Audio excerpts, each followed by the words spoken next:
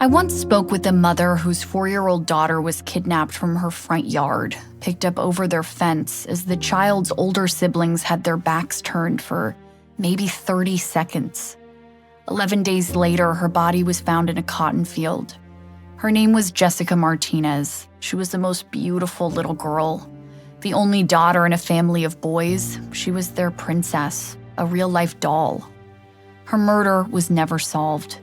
It'd been nearly 30 years since her kidnapping when her mother told me that trying to explain the pain of losing a child is like trying to explain what a rainbow is like to someone who can't see color. I think that's the most simple way to put it. You can try to explain the pain, and the person hearing about it can try to imagine it, telling themselves it would be horrible, a nightmare, pain they can't imagine. But that's just it. They can't imagine it. They can't understand. I think that's why Cheryl, Di, and Jane latched onto each other and became so close so quickly after that first meeting. Back then, they could say, we're all in the same boat, especially Jane and Cheryl. But now Cheryl was in a boat all alone, floating endlessly through a new kind of grief she didn't think was possible. I can think of maybe a few, very, very few people who are in this horrible club that can say, not only did they kill your son, but they probably hurt him really badly before he was killed, and then they decided that they'd just chop him up and throw him away like garbage in a bag in the river. Who can say that? Nobody can say that. We have no peers to talk to. All of a sudden, Diane doesn't understand that side of the story. I mean, her son was gunned down the middle of a street, right? All of a sudden, Jane, these women that I've been relying on and talking to, all of a sudden, Jane doesn't know this part. Who do I talk to about this? You can't just walk into, go have coffee with someone, talk about your son being cut up.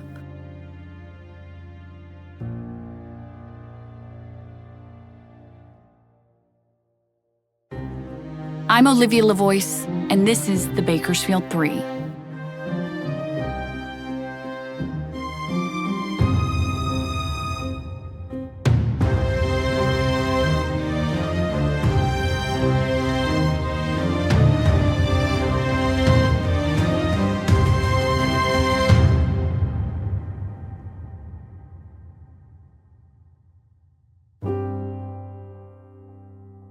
And so it becomes very, very lonely. Very, almost, I don't even know how to express it really.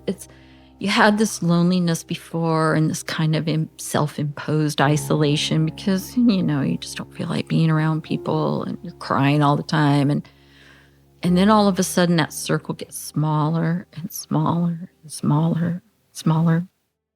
At the same time, Jane was also going through a new kind of pain that neither Di or Cheryl could relate to.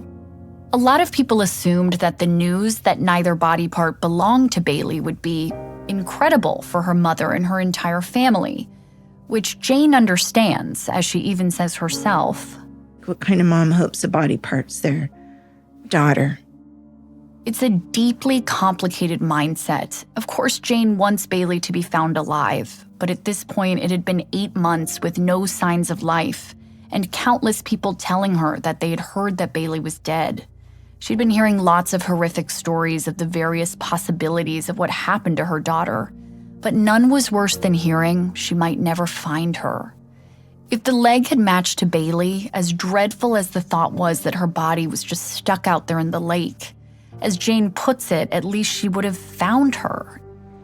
I know it sounds weird, and I just want to find her or a piece of her. I need to bring my daughter home.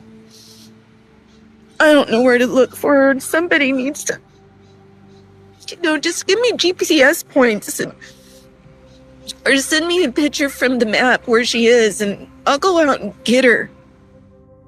Though Di's son James was never missing, Di understood a little bit of what Jane was going through. Before Di was born, she had an aunt go missing. She was in all the detective books, whatever happened to Jeannie Long. They never found her. The prime suspect was always her aunt's estranged husband, who was a police officer. They investigated, but they could never find anything. He had taken a shovel from my grandmother's house that night, asked for a shovel. The two little boys weren't old enough. They just remember waking up in the dark, and he said, your mom isn't here, when they were asking, where's mommy? While Di never knew her Aunt Jeannie, she grew up seeing the life-altering effects her disappearance had. My grandmother, having a child that was missing and not knowing what happened to her was very difficult for her. And so I can relate to Jane in not wanting to be that person, wanting to find Bailey now. Even though the lake was really no longer a place where Jane could go look for Bailey, she still kept going. I would always go out to the lake. I'd kind of become attached to the lake, and I've said that before because I thought it was Bailey, but it wasn't Bailey, so it was somebody else's daughter out there, and they didn't know she was there. So us moms would, do little memorials for her. After the female leg didn't match to Bailey, it solidified her identity as a Jane Doe. But the moms didn't think that was fitting. We always called her Lady in the Lake. And I forget which one of us said, oh, Lil.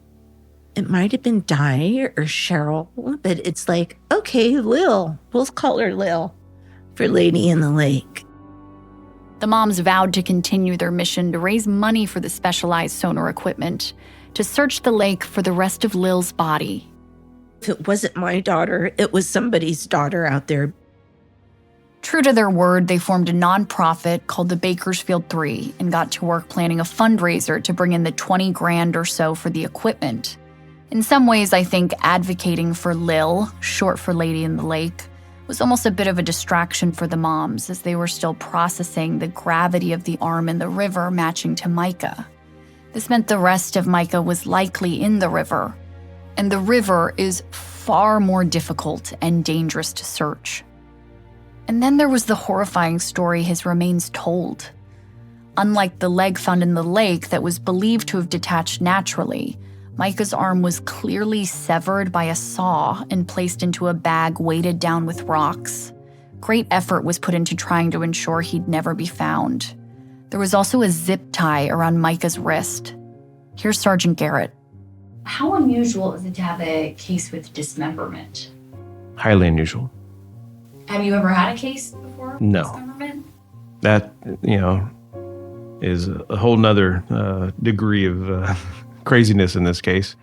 That kind of goes to the character of the person. If you're willing to do that, that's not very common. You might remember Sergeant Garrett at the time was a homicide detective, so he was only officially assigned to work James's case. But after the confirmation that Micah's arm was found, the top law enforcement officials agreed. It was best Sergeant Garrett officially be the lead detective on all 3 cases. Bailey's case up until this point was being handled by a different agency, the sheriff's office. And we had never seen the sheriff hand over one of their cases to the police department. To us in the 17 newsroom, this felt significant. Here's 17 News anchor and reporter Alex Fisher. Once we heard law enforcement say that, we knew, okay, there's something big about what's going on. There's something crazy about this case. Paired with the gruesome revelation of Micah's dismemberment, it fueled a lot of suspicion that myself and others had already been hearing. Here's 17 News reporter Jason Katowski. There were all sorts of rumors about who might be involved in this. The 2 big ones were the cartel and the Hells Angels Motorcycle Club. Some people swore it were true, others were skeptical. Here's me talking to a friend of Micah, James, and Bailey, Jeremy Bell. So what's up with all the Hells Angels talk about this case? I think it's just talk. Hells Angels would not get involved with this shit. They have no reason to. They're probably trying to keep their name as far away from this as possible. I mean, I didn't even know there were Hells Angels in Bakersfield. To be honest with you, any true patched-in members, you won't know who they are. Oh, they're not like wearing their... Absolutely not. It's just, no. A true patched-in Hells Angel member is, you wouldn't be able to tell him from any other regular Joe. They come off as very polite and well-mannered guys, right? They do the toys for tots and that image shit, but if you're not a patched-in member, they'll cut your throat before you can even blink an eye. During their own investigation, the three moms were warned to stay away from anyone in an outlaw motorcycle gang. But Jane, of course, couldn't help herself. If there was a chance a biker had information, Jane was going to talk to them. I would even go up to motorcycle groups when I would see them, like how they would have gatherings at places like the motorcycle clubs. I didn't really know who was who at the time, and I'd hand out my flyers. One time, Jane walked up to a group of bikers at a diner and handed them Bailey's flyer when one of the members said to her, "Why would you give us a flyer? Do you think we know where she's at?" And I go, "No, I just know that you guys know a lot of people. And if you could help, spread the word to find my daughter, I believe something happened to her," and kind of give like the quick spill about Bailey and the three. And they're like, "Oh, okay." Unlike other gangs, biker gangs in Bakersfield seemed to fly under the radar when it came to being connected to any crimes. It was very rare we in news would ever hear them come up, maybe once every few years if that. I can only think of 2 cases in Bakersfield they were linked to. One was a suspicious death, and the other a suspicious disappearance.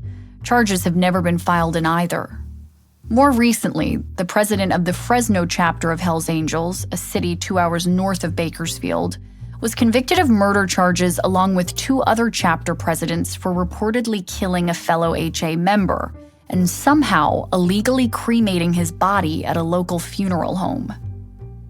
All's this to say, when the Hells Angels name was brought up in the Bakersfield Three case, people thought, yeah, that's a group who could make people disappear. And it goes without saying, the Mexican drug cartel had no shortage of horror stories of making people go missing, torture, and dismemberment. Around this time, I got an email from Matt Queen. Throughout the last 9 months or so covering the 3 cases, I had periodically tried to get him to do an interview with me. The email said first and foremost, before he'd ever consider sitting down with me, I would need to issue a public apology for trying to crucify him by giving Jane, Bailey's mom, a platform. Part of the email read, "This story is too big for you, Olivia. I need a real reporter. I applaud your efforts, but I question your motives." The email continues, "In regards to Bailey and Micah, they were both very careful not to say too much about, quote, the family, whoever they are. They were very dangerous people, according to Micah. On 2 occasions, Micah handed me a folded up piece of paper and instructed me only to open it if he didn't contact me in 1 hour, that it would probably mean he's dead. I laughed at him. I used to think he was schizo. The things Bailey told me I dare not repeat. I just want to keep my family safe. There isn't much more I can say or do to help." So it seemed like many other people I'd spoken with regarding the Bakersfield Three case, Queen was also scared of whatever, whomever Bailey and Micah were wrapped up with. And then 2 months after we'd filmed it, the Dr. Phil episode aired. The Bakersfield Three. 2 missing and 1 killed. Is it 3 mysteries or 1? Which started its own sort of shitstorm of rumors and chatter about the case. I thought that Dr. Phil's show, to be honest, was a big mistake. Huge mistake. As a detective, that would have really hindered my investigation. This is retired Bakersfield Police Detective Bill Darby. Bill is someone who lives and breathes the police department. As he'd say it, he was born into it. Bill's father, Bill Darby Sr., was a detective at the same department. Bill remembers being a teenager in the 90s, piling into his dad's yellow pickup truck and seeing a photo of a little girl tucked into the visor. The little girl in the photo is the same little girl I mentioned at the beginning of the episode, Jessica Martinez, who was abducted and murdered at age 4. Bill Darby Sr. was assigned to the case before her little body was found in a cotton field. Driving along one day, Bill Jr. asked his dad, "Why do you keep that photo in your personal car? Why not your police car?" Bill Sr. told him, "Every minute I'm in my police car, I will always be working her case, and she knows that, and so does her mother. But that little girl needs to know I'm thinking of her every day, every second of my life." This last June, on his 77th birthday, Bill Sr. suffered a massive stroke. As he struggled on life support, his wife told him, "You will see Jessica in heaven." Within minutes after that, he passed peacefully. After his death, Bill Jr. found that same picture of Jessica, still tucked into his dad's sun visor. Not every detective has that same passion and dedication, but Bill Sr. did, and it's the same kind of passion I see in his son. Bill Jr. worked for the police department for 20 years before breaking his back on the job, and he was not ready to retire, not even close. There's just a couple passion cases that I wanted to close out before I left, so those stick with anybody forever. One of Bill's passion cases became one of mine, and even though I was at the time a young, fairly inexperienced reporter, Bill became almost an informal investigative partner of mine. And then you got involved with the Bakersfield 3 case, which I avoided like the plague because of the media attention, and I just thought something, I don't want to get into it because I know I get sucked in, and you sucked me in. Bill is a burly guy who could certainly come off intimidating, but he's really a big teddy bear. He's compassionate and truly wants to help victims' families. I knew he'd be perfect to speak with the moms. When you're talking to the victim's family, you treat it as the most important thing going on because it is. And that's something, and I'm not casting any stones. I know historically, not specifically this case, that an overwhelmed detective can sometimes lack that empathy. I certainly lack the empathy at times, but I can certainly fake it. You know, I had my own stressors. At the time, I had three young kids and a baby, and stressful work. But damn it, if one of my kids wasn't here at dinner, if there were only 3 and not 4, I would want the detective giving me all their attention. So when you're in front of him, when you're talking to him, you give him that respect. Bill agreed to meet with the moms and let me pick his brain about the case not long after the Dr. Phil special aired, which he calls a huge mistake. His reasoning is, he says it dramatized an already dramatic case, which in turn spurred tons of rumors, talk, and outlandish tips investigators had to track down. Sergeant Garrett will tell you they weren't all bad, some turned out to be good. But for a minute there, it certainly seemed to cause a bit of a headache for the department. And for the moms, there seemed to be an uptick in horror stories they were hearing about their kids. Jane was consumed with thoughts about Bailey being tortured and dismembered like Micah. She couldn't sleep at night. She was struggling to function. I saw she's just going crazy. Not literally, just she's losing her mind over a kid, as we all would. Part of the struggle was the moms feeling like the police department wouldn't share anything with them, and to the police department's credit, that's pretty typical for them with any families. But having a case that involved 3 families who were going on national TV together, made them, I think, even a little more reserved than usual, which, to be frank, drove the moms a little crazy at times. And Bill thought he could help with that. Originally, I wanted to not really help in the investigation, but to walk the victims through the investigation to give them comfort and let them know, hey, this is what's happening here. This is why they're doing. There's a method to the madness. In my mind, I honestly thought I was helping the police department by answering their questions so that they weren't bugging them, to be honest. I introduced Bill to the moms in a conference room at the news station where the 3 of them had a massive table nearly completely covered in their notes and charts and documents they'd created. Almost immediately, I saw that they were 24/7 talking to each other and talking to people that were involved and getting a lot of information. And I'm thinking as a detective, man, this would be information overload. I'll admit this is around the same time I myself started to get slightly overwhelmed with the amount of different players, different crimes, different connections that were being thrown out there. I remember one night I was home alone, unable to sleep, and I found myself messaging with a self-proclaimed drug dealer who knew the circle and who told me that Micah was wrapped up with the cartel and his body was dumped in a mine shaft in the desert. Then at some point, the conversation shifted to talk that a white supremacist neo-Nazi gang member ordered a hit on Micah from prison. It became increasingly harder to know what was a red herring and what was a lead worth chasing. I mean, for a while there, you remember it was the talk of the town.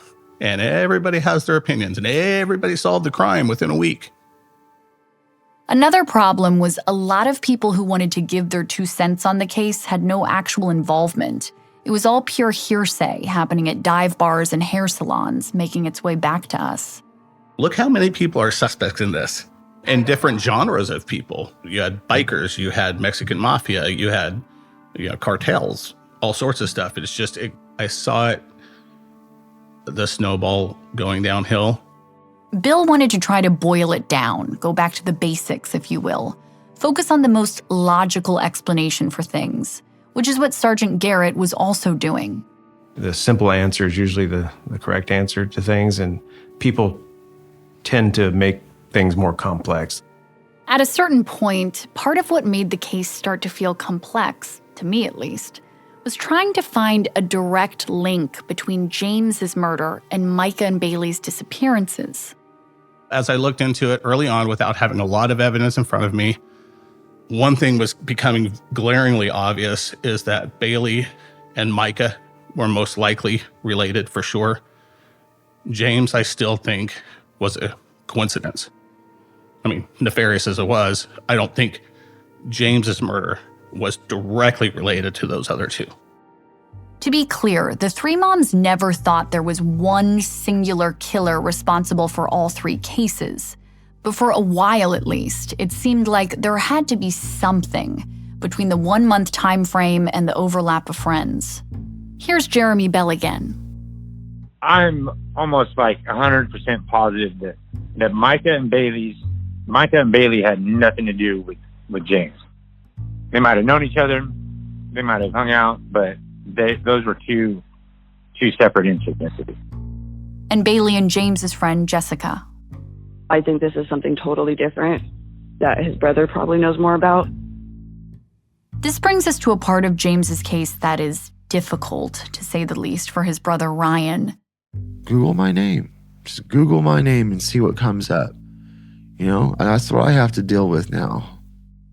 After the Dr. Phil special aired in early 2019, it became apparent that a lot of people thought Ryan had information about his brother's murder he wasn't sharing, including Dr. Phil apparently. Here's a clip of the episode.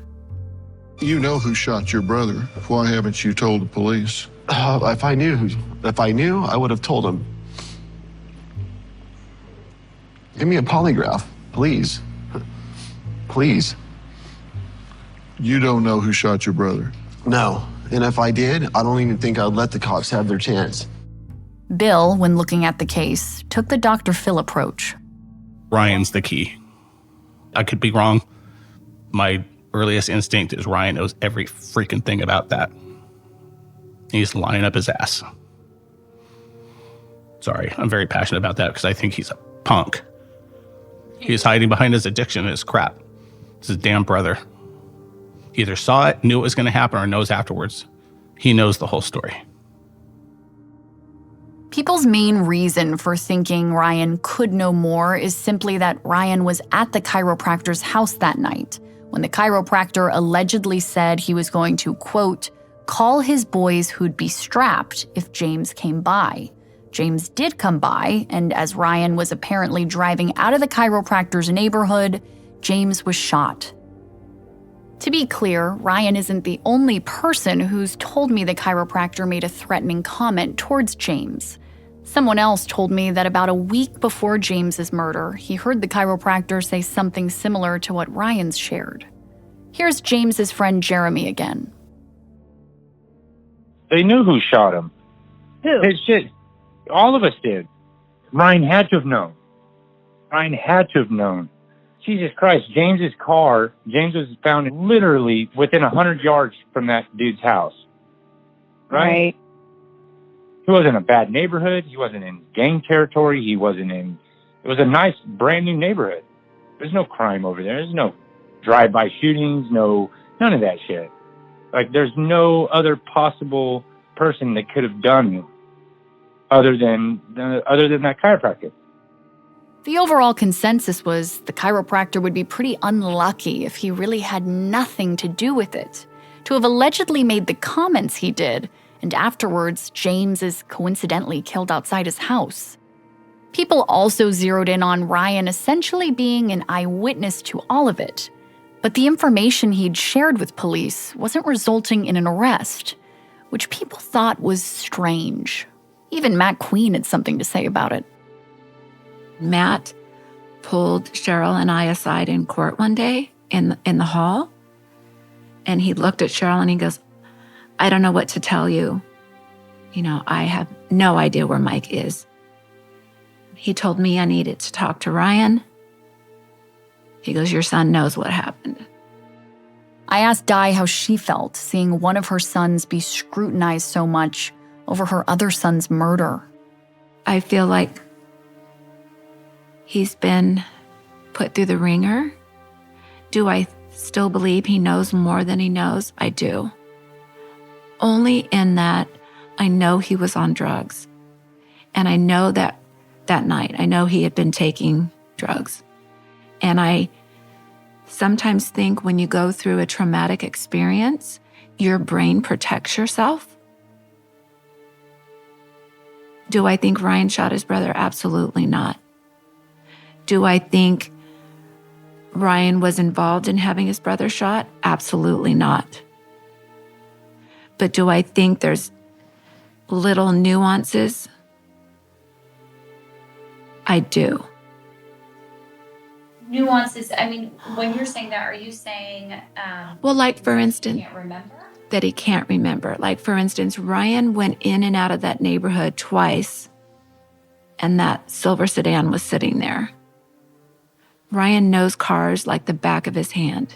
He can look at a mirror, a grill, but yet he doesn't remember the make of the car. For the life of me, trying to fucking remember what kind of car was that? What kind of car was that silver car? It was a silver 4-door car, full size. But what kind? Like, God damn it, Ryan, fucking think. People have said he's purposefully doing that because he's afraid for his life.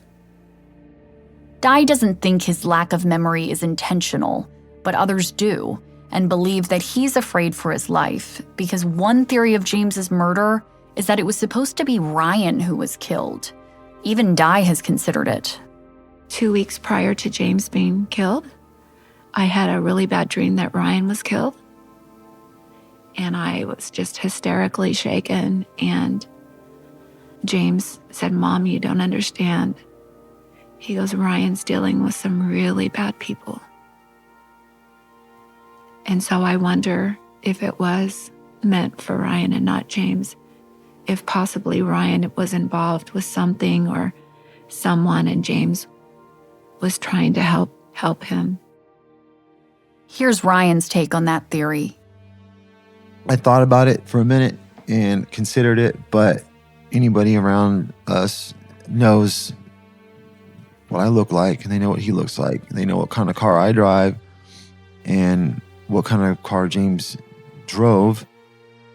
A quick editor's note here. The interview you just heard with Ryan and Di were recorded when Ryan was still using drugs. He's been clean now for over 1.5 years, but Di says his recollection of the night of the murder is still the same. Whatever the twist in James's case may be, many assume there must be one if there's been no arrest. Though shortly after James's murder, the chiropractor did spend a little time behind bars after making a plea deal in a narcotics case. However, after meeting the requirements for his probation, that charge was expunged from his record. So technically, he's not considered a convicted felon. He's also no longer considered a chiropractor. 4 months after James's murder, he was ordered to surrender his medical license.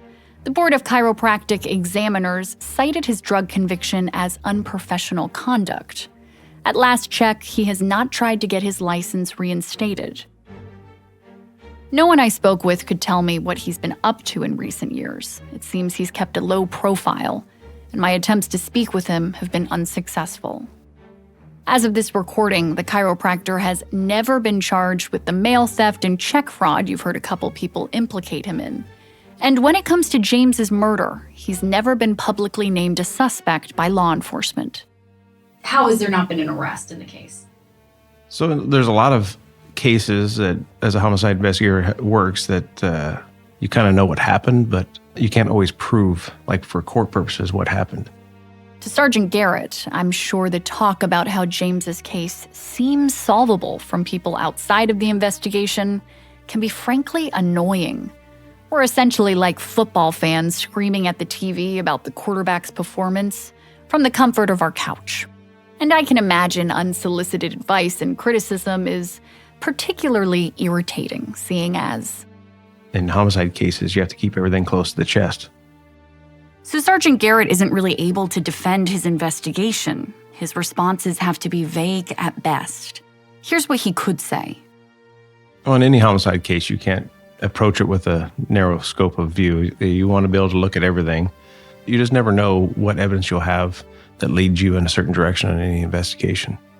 So James's case is more complex than it appears. I was being pulled in a lot of directions by people related to the case. A few months into 2019, the one-year anniversaries passed for the three cases.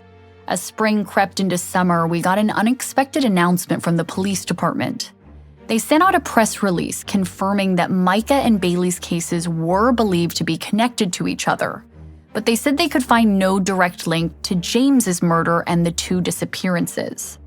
It wasn't that the news itself was groundbreaking, as most people, including the moms, had essentially already come to that conclusion, but it still felt significant and sort of odd. Did this mean the Bakersfield Three was really the Bakersfield Two? And if all three victims knew each other and all died or disappeared within a month, what made Bailey and Micah's cases connected, but not James? Did Micah and Bailey disappear for the same reason? Was the same person or persons responsible?